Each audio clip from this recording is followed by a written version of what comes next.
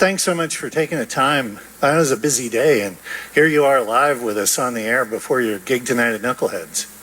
Thanks for having us. Yeah, great to be here.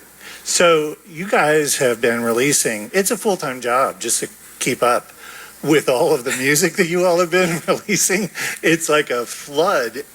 Back in May, you released your fourth album, Blue Hours, which is still active. And then in July, the Apple TV Trying Season 3 soundtrack, which is like 9 songs from you all. Like, how did you find the time? Yeah, it's definitely been tricky writing all those songs and recording them all, but not been easy. We're also both dads, recent dads, so it's like it's been an interesting couple of years juggling being parents and doing as much recording as we kind of want to and stuff. But yeah, we're figuring it out, I think. I think if you're going to be doing all of that, I mean, I was going to try and avoid talking about this, but thank God for the pandemic. How would you have gotten through it all? Yeah, I think that definitely gave extra time to do that stuff, definitely. Blue Hours in particular, yeah, gave us some time to do that. You know, just the name Blue Hours is so evocative, and then it turns out it's based on a hotel in Morocco, and hotel in Morocco, I mean, just that is pretty evocative, right? So how did that all come about? So start with Kev, really. Yeah, I went to this hotel called Le Bleu in Essaouira in Morocco, and then was just really inspired by it and just thought it was an incredible place. And then David was like, "Oh, I'm going to Morocco," so I said, "Well, you should go and check this hotel out." And then he got inspired by it as well. Yeah, amazing. So once you got there, Andrew, it's sort of like, I guess it was maybe even after you left, Blue Hours became like a virtual place in your head that you went to write. Yeah, which is a pretty strange thing to say, but yeah, it's true. Yeah, I liked the idea of I think I write songs a lot at night when don't really know why. I guess it's because everyone's asleep and there's no distractions or something, but I just would get into a headspace and write. And I like the idea that I was like checking into a hotel, and then Blue Hours was just such a cool hotel, and I don't know, Morocco is a real sensory overload. It's just an amazing, beautiful place. Would recommend anyone to go there. But yeah, just that mixed with this really beautiful hotel. I don't know, something about those things and some of the things I was talking about lyrically just made loads of sense to me in a weird way. So I'm sure that there's like no good answer to this question, so you're welcome. But seriously, it's sort of like just the word blue has such connotation to it. You know, so many things that it carries with it. Like, what is it with the word blue? Don't know. I was right. Yeah. There's no answer. I read a book just recently by an author called Maggie Nelson called Bluets, which is a book all about her infatuation with the color blue. She's just, every page is just a new thing about the color blue that she's interested in. And then she talks about all the songs that include the word blue, you know, Tangled Up in Blue, like Joni Mitchell's record Blue, like so many, Miles Davis. It's just everywhere. What does blue mean to anyone? But it means something to everyone, I think, which is kind of interesting. You know, you have said in so many interviews that you really only write when you have something to work out. You know, the difficulty of life. And I was kind of curious if when you have been writing about these songs that usually involve relationships with other people, you know, and you've maybe found a way during the writing of this song to think about it, to a paradigm, a perspective, to sort of put it in order so that you can put it on the shelf and put it away. After you finish that song, if you've ever thought to myself, yeah, that's exactly it. That perspective will give me peace. But I really think I just want to stay mad. Yeah, definitely. That has happened. I don't think I ever finish anything and think I've perfectly nailed anything. I wish I did, but I definitely don't.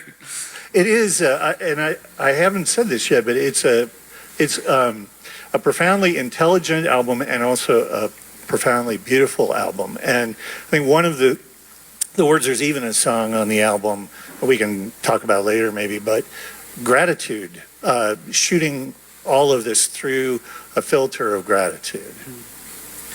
Yeah, I think that's like I don't know. I think I was working on. I think just the songwriting thing the good thing about the pandemic. That's a bad start to a sentence. But one of the time it afforded everyone to sort of do anything like this, a creative venture or whatever, was helpful in a way.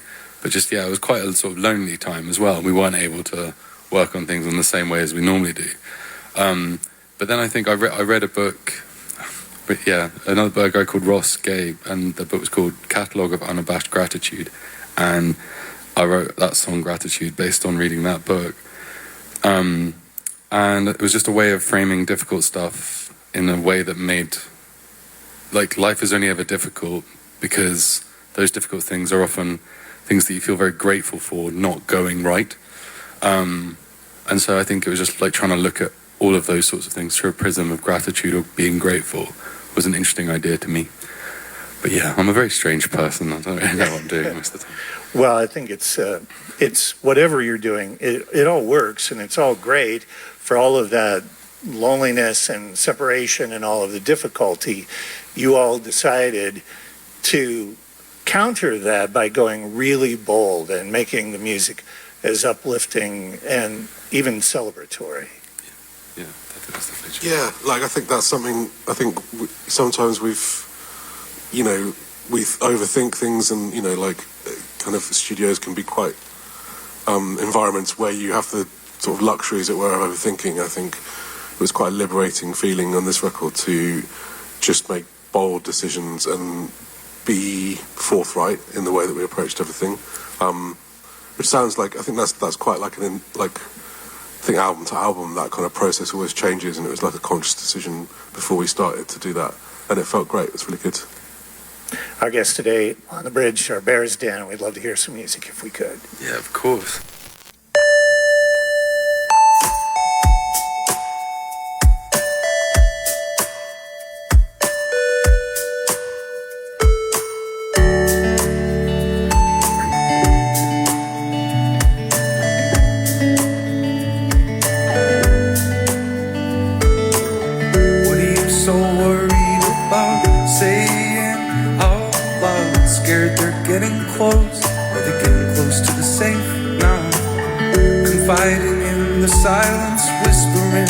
All that violence raging through your brain, I was raging all the same. You're breaking out, I'm breaking in.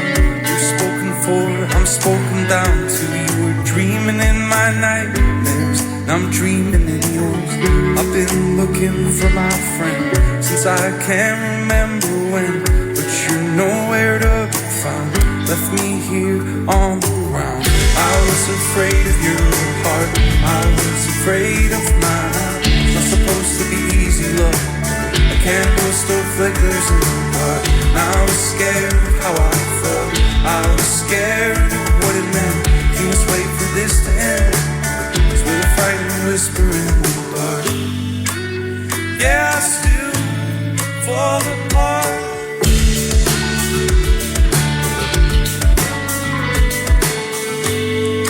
Frightened whispers in the dark.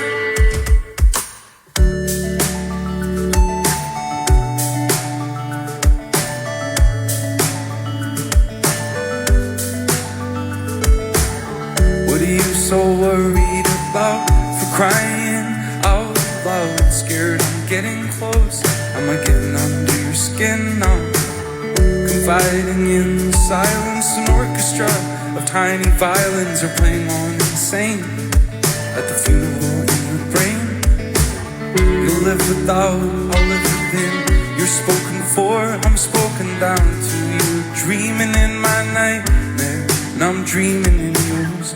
I've been looking for my friend since I can't remember when, but you're nowhere to be found. Left me here on the ground. I was afraid of your heart, I was afraid of mine. It's not supposed to be easy, love. A candle still flickers in the dark. And I was scared of how I felt, I was scared of what it meant. You must wait for this to end, 'cause with a frightened whisper in the dark. I was afraid of your heart, I was afraid of mine. It's not supposed to be easy, love. A candle still flickers in the dark. I was scared how I felt. I was scared of what it meant. Can't just wait for this to end. It's with a frightened whisper in the dark. Yeah, I still fall apart.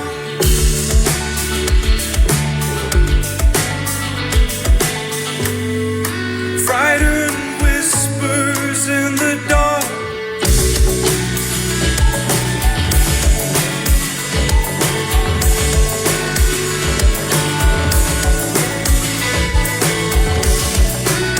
Yeah, I still fall apart.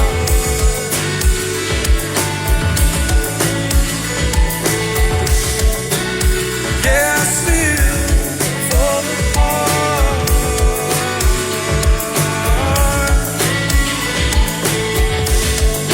Frightened whispers in the dark. Frightened Whispers, performed live by Bears Den here at Knuckleheads before their show tonight. Few tickets still remain. And speaking with Andrew Davey and Kevin Jones from the band, you know, you have traditionally sort of like done songs, put them on the album, moved on. But that song actually has been around for a couple, 3 years. It has, yeah. We started that one when we were working on the album So That You Might Hear Me in Seattle with a producer called Phil Eck. We were working with him, and we really wanted it to make it onto that album. We just couldn't quite figure out how to make it work. I think it's kind of an interesting balance of electronic and acoustic elements, and I think on this album we were kind of really interested in opening that door fully that we kind of half opened on previous records. So yeah, it made sense on this one, I guess.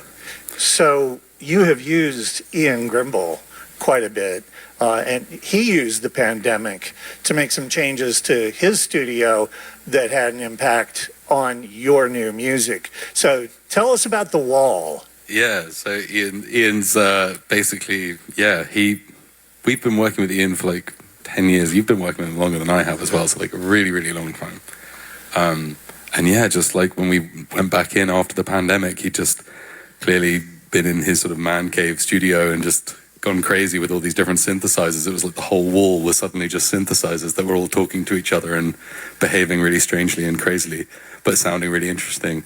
And we just, I don't know, quite a lot of our songs, he'd take something from one of the demos and just run it through the wall, and it would sound like 10 times more interesting and cool. And so yeah, that was kind of how a lot of cool production stuff happened on that record. So you talked about wanting to really explore that world. Was that something that you had in your head before The Wall came along, or did The Wall just open that world up to you?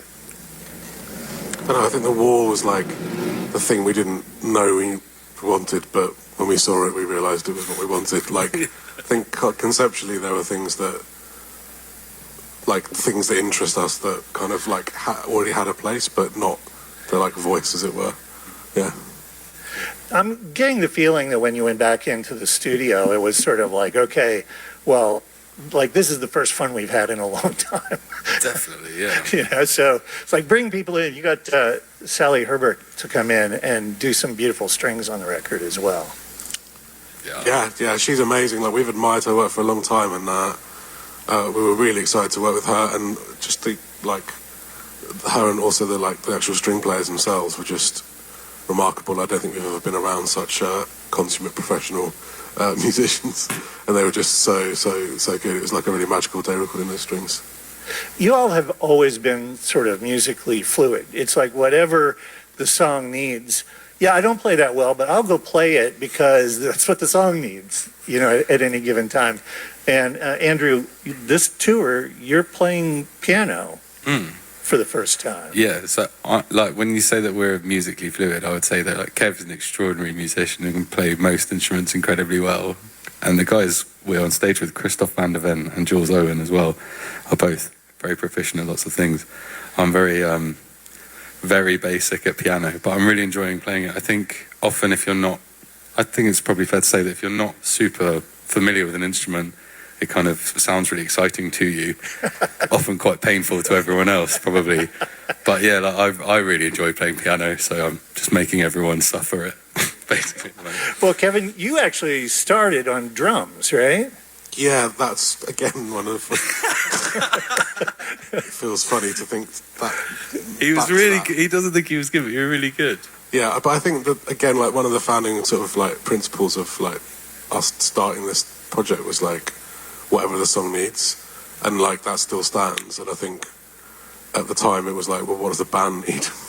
It was like, well, the band needs a drummer and needs probably not like a particularly fancy drummer, but just someone who can like keep time. And so yeah, I just had a crack at it, and then we met Jules, who was playing trumpet for us originally. It turns out is a lot better drummer than me, so kind of morphed into that. But it was fun. It was fun for an album and a half. No one's actually on the instrument they join with, really. No, which that's is true. quite funny, yeah. You know, you mentioned earlier that both of you became fathers recently, and it comes out in the record, right? And it's like the process of becoming older and sort of seeing your parents as human beings more, Yep. and at the same time having this responsibility of filling that parental role, and it echoes throughout the record. I think that's like, yeah, definitely something, becoming a lot more appreciative of what a parent has to go through. When you become a parent, you become very aware of like, oh crap, this is really, really difficult. But yeah, I think that the idea of gratitude and selective memories is another song that's sort of like talking about parents and family, I suppose, to some extent, which is something always interesting to me, I guess, those kinds of relationships. But yeah, I think becoming parents changes your perspective on so much stuff massively. So yeah. You know, Andrew, your dad wasn't really terribly musical, but he did give you a master class in Bob Dylan while he was driving you to school, and that's really kind of where your interest in everything started.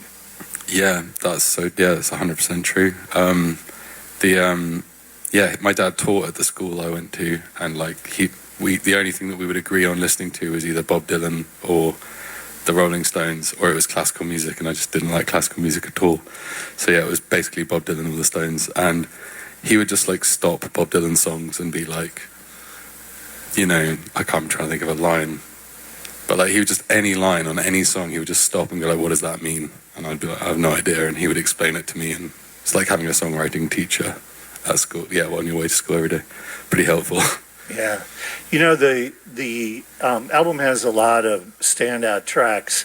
I think that especially once you sort of understand the backstory, Selective Memories is intensely compelling. And I know that you've sort of stated that you really feel like you need to talk about these songs a little bit, but your mother had some difficulties over the last few years with alcohol and then Alzheimer's. And the song that you've written about that is lovely and generous. And that song alone is like, people should buy the album for that one. Oh, bless you. Thanks very much for saying that. Yeah, thank you. It's always, it's always such an interesting thing to listen to these records, and then you hear a track that is like so honestly and openly and generously deals with the human spirit. So I just want to make sure everybody knew to check that one out. You know, you have we're talking a lot about Blue Hours, because I think that that's sort of like, that's the one that really is out there. That's the band thing. But the soundtrack album, and we've been playing the one that features Jadebird coming up, and it's such an interesting thing. You actually wrote those songs specifically for each individual episode. Yeah. So they sent the scripts over. There wasn't any footage yet, so it was just sending over the scripts, and it was like, write a song based on this, and then I'd sort of write something and demo it up, sort of roughly how does this sound, kind of thing, and then they'd go faster, quicker, happier, sadder, or whatever, and then I'd change it, and then it's a whole new process for us as a band to really go through. Was this, normally it's kind of our taste is the main thing that drives what it goes on, but there was definitely, you know, you're really working to make sure that it suits the TV show and make sure that you're doing right by the story that they're trying to tell somewhere else. So really it was just trying to like make sure we didn't ruin their TV program. So how did you feel about that process? It was a chance for us to collaborate again, which I think is becoming more and more something that's just exciting to us, is to just have different people to work with. And we worked with Maisie Peters, Jade Bird, Monica Martin, all sang on the record. 3 amazing singers, artists, songwriters in their own right.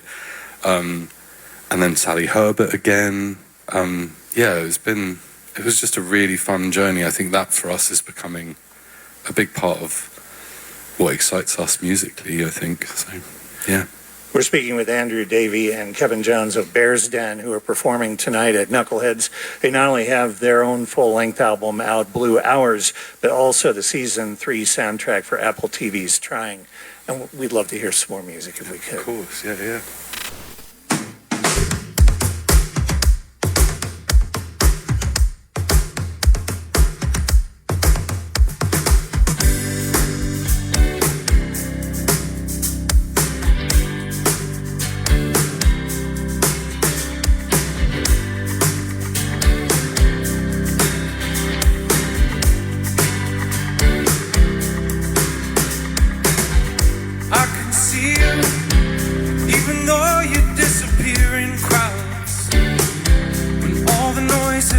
Gets too loud. You find some solace in the silence, and you start wondering where your time went. Yeah, I can see you, and sometimes I feel exactly the same way, looking for all the ways how I could escape. When those thoughts all come creeping, all you can think of is leaving.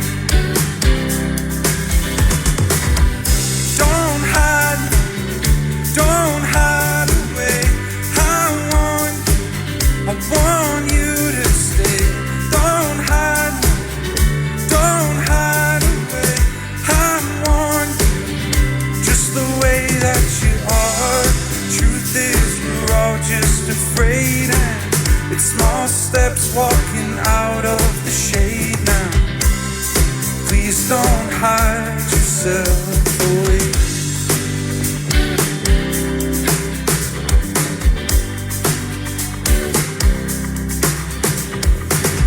But things so different. I guess you could say that we're all grown up now, but we're still kids trying to figure it out. You can't run from life forever. It will be there when you get there. Don't hide away. I want you to stay. Don't hide away. I want just the way that you are. Truth is, we're all just afraid, and it's small steps walking out of the shade now. Please don't hide yourself away. Don't hide away. Please don't hide yourself away.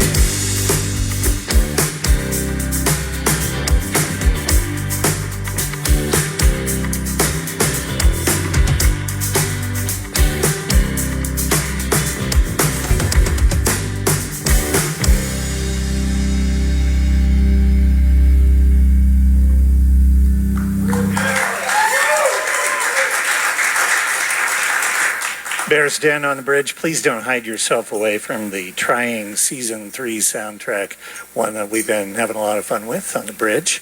So thanks for playing that one. I like that one a lot. If you don't mind, I just wanted to ask about a couple of other tracks off of Blue Hours. Shadows.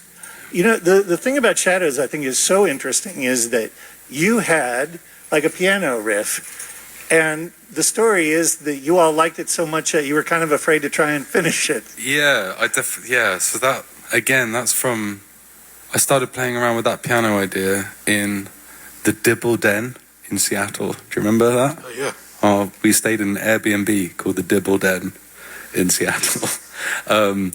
And yeah, they had a piano there, and that's I sort of started playing around with that idea then, and I liked it so much. I thought I'm just going to ruin it if I try and write any words to that. and so it took about 2 or 3 years to bother trying to do anything with it, and then did, and played it to Kev, and he thought it was all right. So yeah.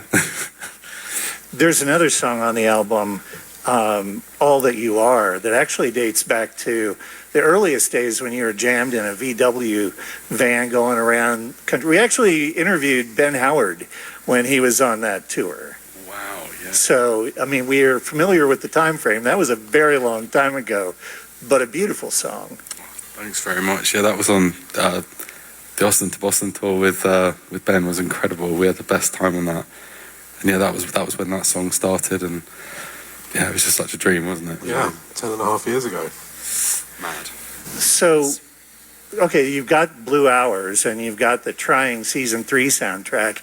And it's like I said, that's not enough. In the last few days, you dropped yet another song, Stitch in Time, which is, you know, like you guys are just machines. Yeah, that's very kind. I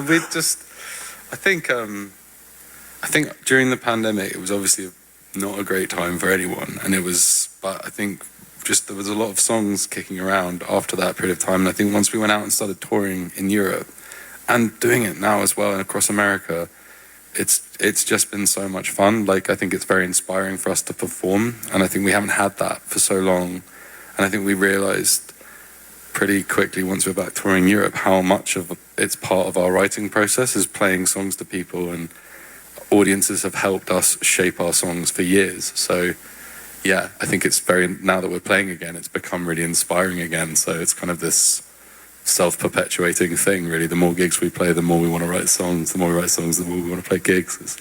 So yeah. You know, you've spoken to the fact that you found it difficult, and a lot of songwriters seem to have found it difficult to write during the pandemic. But then here comes the album with some songs that you've sort of been struggling to find the answers to. So you did some pretty good work. That's really nice. I think it felt very hard at the time. I think everyone, my experience talking to anyone who was writing songs was that it was a pretty difficult period of time to do it, but I think it was just a really difficult time to do anything, really. Like, focus your attention on anything. I think it's so difficult. Pre-pandemic, it was hard to focus on anything. Now, you know, it's still difficult, but yeah, it just feels really nice that it's like now an album, I guess, that we can come and play shows with, and all the difficult times trying to make them, sort of, you forget those. Well, yeah. We'll answer with one of your favorite words, gratitude. We're very grateful that you all went through the process you did, because this music is spectacular. We'd love to have one more song if we could. Of course, yeah.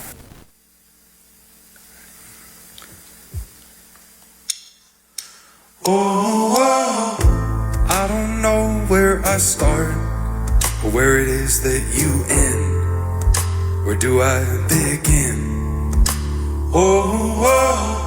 I always thought I was to blame for the violence in your eyes and the sorrow in your smile. And if I could reach you, I would. If I could go back, I would. If I only could. Sometimes I feel the thread between our lives slowly start unraveling, and I could just reach my head through time, and I could hold your hand so tight.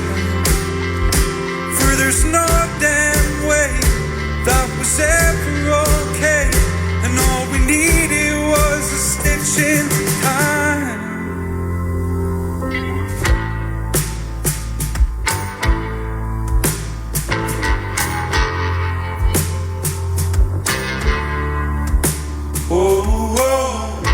I know where it is that you go in the depths of the night.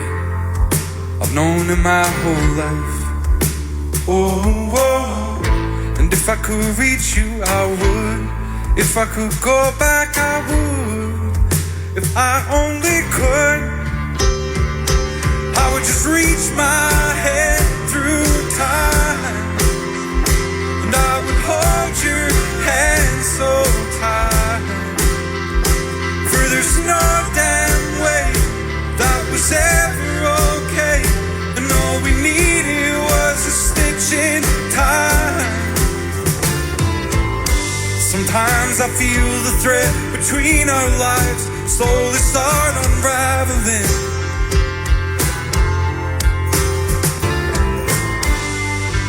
A tapestry woven too tight that I could start untangling, and I could just reach my head through time, and I could hold your hand so tight. For there's no damn way that was ever okay. No, there's no way at all that that was your fault. But it's killing us both tonight. I thread the needle of a stitch in time.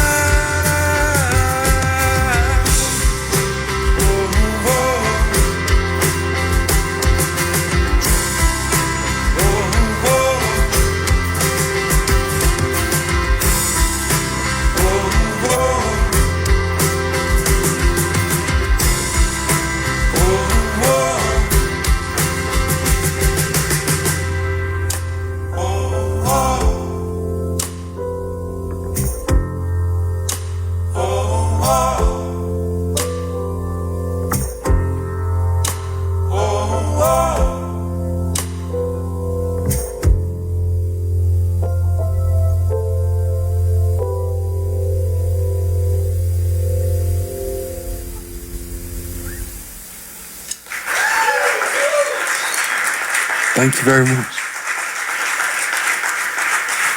The new one that dropped just a few days ago, Stitch in Time.